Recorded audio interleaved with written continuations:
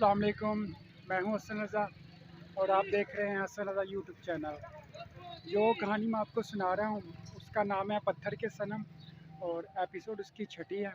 अगर आपने पहली एपिसोड नहीं देखी तो मेरे चैनल पर मौजूद है, ज़रूर सुनिएगा। बहुत ही अच्छी स्टोरी है। ये स्टोरी का मुख्तसर खुलासा ये है कि ये इंतहाई कामयाब तुराब मलिक की कहानी है, जो इंतहाई कामयाब बिजनेसमैन है, लेकिन उसके बावजूद अपनी माजी की तल्ख यादों में खोया रहता है।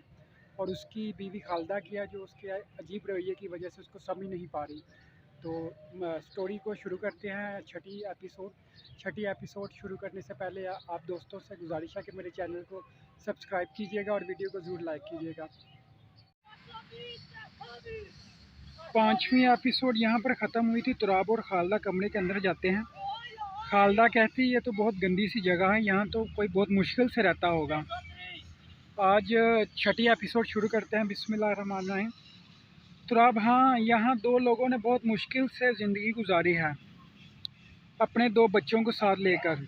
उनमें से एक बच्चा मैं हूँ, तुम्हारे सामने खड़ा। ये मेरा घर था जहाँ मैं रहता था, अपने माँ बाप और बहन के साथ। खालदा जब ये सुनती तो बहुत हैरान होकर तुराब को देखती रहती।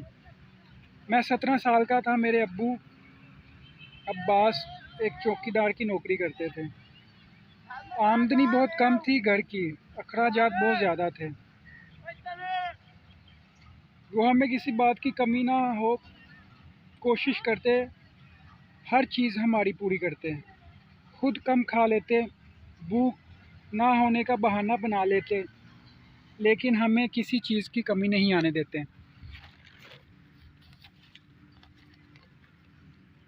महीना बहुत मुश्किल से गुज़रता। मैं और मेरी बहन पढ़ते थे। वो हमारी हर ज़रूरत पूरी करते। बोलने से पहले हर ज़रूरत पूरी हो जाती थी। वो लोगों से पैसे उधार लेकर भी हमारी ज़रूरतें पूरी करते रहते थे। उधार देने वालों को कभी पापा वक्त पर पैसे दे देते और कभी वो हमारे दरवाज़े पर, जब पापा घर नहीं होते, तो अम्मी को तरह तरह की बातें और शर्मिंदा करके चले जाते थे। कभी कभी शाम के वक्त पापा और अम्मी साथ में बातें कर रहे होते, तो एक दिन मैंने उनकी बातें सुन ली। अम्मी कह रहे थे हमारी ज़िंदगी तो जैसे तैसे गुर्बत में गुज़र गई, पता नहीं आगे और ज़िंदगी हमारी होगी भी कि नहीं। सारी ज़िंदगी जी भर के पहना नहीं ना खाया। इन बच्चों के लिए सब इनका मुस्तकबिल अच्छा बन जाए। ये ज़िंदगी में कुछ भी कर लें, कुछ भी बन जाएं, अपने पाँव पे खड़े हो जाएं। पापा कहते हैं उनके लिए तो मैं सब तकलीफ़ सह रहा हूँ। जब ये एक दिन ज़िंदगी में कुछ बन जाएंगे तो हम भी जी भर के खाना खाएंगे, जी भर कर अपनी ख्वाहिशें पूरे करेंगे, अपनी ज़िंदगी जिएंगे। मेरे कानों में ये सब बातें पड़ रही थी।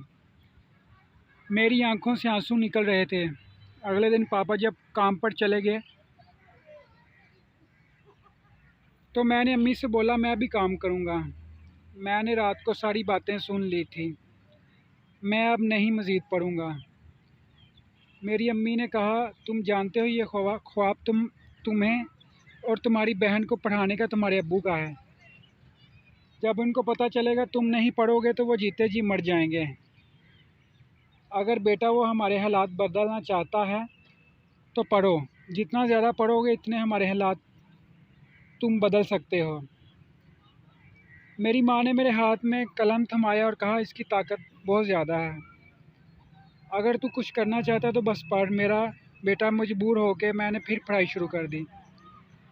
परेशानियाँ बहुत ज़्यादा थी और घर के अखराजात, खाने पीने की चीज़ें, स्कूल की फ़ीस, घर के बिल और आमदन बहुत कम होती नज़र आती थी। हालात से तंग आकर एक रात अम्मी पापा से बात कर रही थी कि अब वो भी काम करेंगी। पहले तो अब्बू बिल्कुल नहीं माने, लेकिन अम्मी के इसरार और हमारे अच्छे मुस्तकबिल और हमारी ज़रूरतों के बारे में अम्मी अब्बू को जब कहती कि हम अपने बच्चों के लिए ही तो सब कर रहे हैं, उनके बेहतर मुस्तकबिल के लिए, ही तो सोच रहे हैं।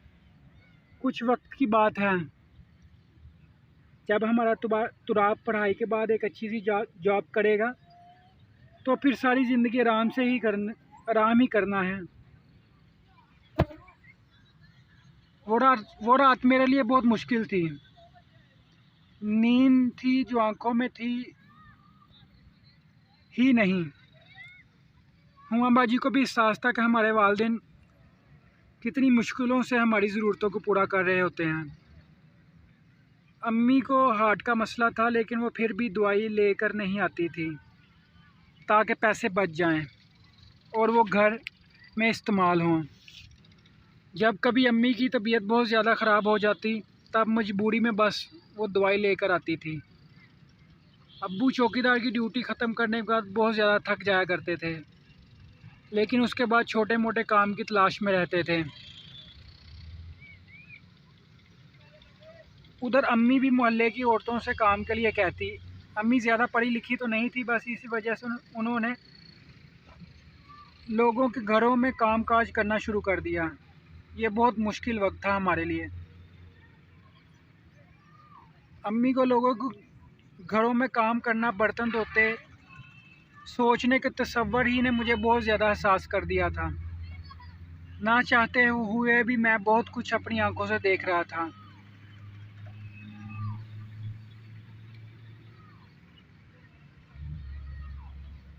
हमारी खाला नरगिस हमारे से अच्छे हालात में थे।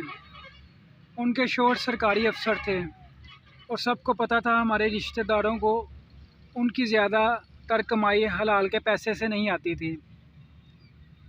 खाला नरगिस बहुत ज़्यादा हसद और मतलब परस्त थी। सगी बहन होने के बावजूद वो कोई मौका हाथ से जाने नहीं देती थी। मेरी अम्मी को शर्मिंदा नीचा दिखाने के लिए वो कुछ भी करती थी। जब खाला को पता चला कि मेरी अम्मी ने लोगों के घरों में काम करना शुरू कर दिया तो वो रोज़ हमारे घर में आ जाती और तरह तरह के तंज करके मेरी अम्मी का दिल दुखाती। और बेटी शहीन भी उनके नक्शे कदम पर चलती थी। हुमा बाजी को कहती, अगर पैसे की ज़रूरत होती है तो मेरे अब्बू से मांग लिया करो। वैसे भी हम खैरात के पैसे बाहर के लोगों को दे देते हैं, तो घर में ही रिश्तेदार मौजूद हैं खैरात लेने के लिए, तो पहले उनका हक होता है। हुमा बाजी कहती, शहीन को मेरी माँ लोगों के घरों में काम करती है, बर्तन धोती, सफाई करती है, मेहनत से पैसे कमा के लाती और हमें खिलाती है, जो हलाल के होते हैं। जिनके वालिद ऐसी कमाई करते हैं जिसमें हलाल हराम की तमीज़ ही ना हो, ऐसे पैसे खैरात में दो या मस्जिद बनवा के दो, वो किसी काम नहीं आते।